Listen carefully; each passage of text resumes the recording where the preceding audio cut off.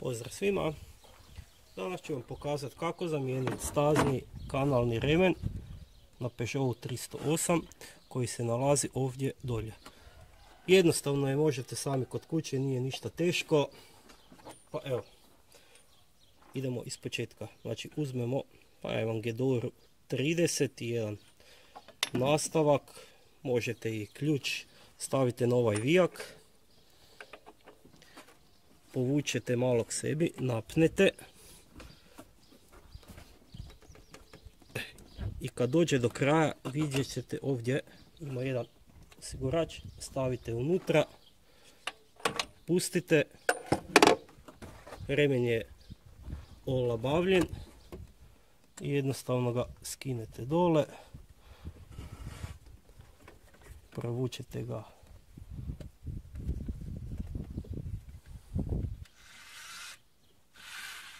zaboravio sam vam reći, ima iza, točnije dolje, jedan pipac koji moramo još povući. Sad ću ja to vama pokazati.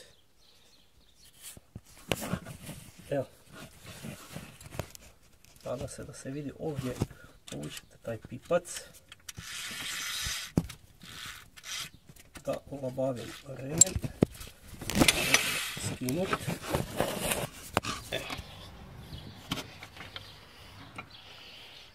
Skinuli smo remen,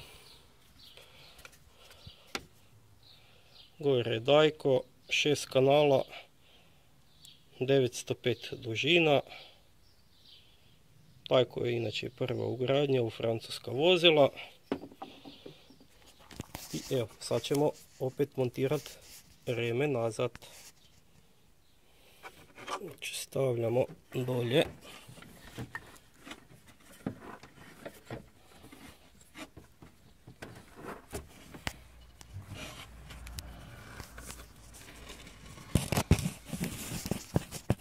Opet moramo povući ovaj pipac da oslobodimo remenicu. Moramo biti brzi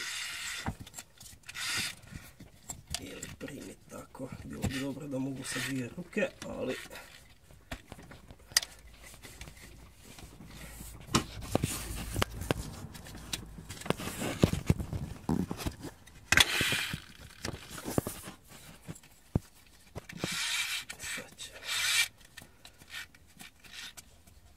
malo mi je, malo su to loše napravili. Evo ga, čuli ste kako je sjelo na mjesto. Vratimo unutra.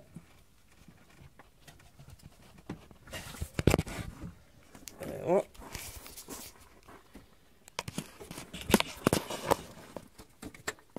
Vratimo remen na svoje mjesto. Sad se opet vraćamo na ovaj vijak i ovaj osigurač. Stavljamo Gedoru u mom slučaju, napnemo, vadimo ovaj osigurač i popuštamo. I remen je automatski napet. Pošto ima automatski napinjač, ne treba ništa ručno. To bi bilo to.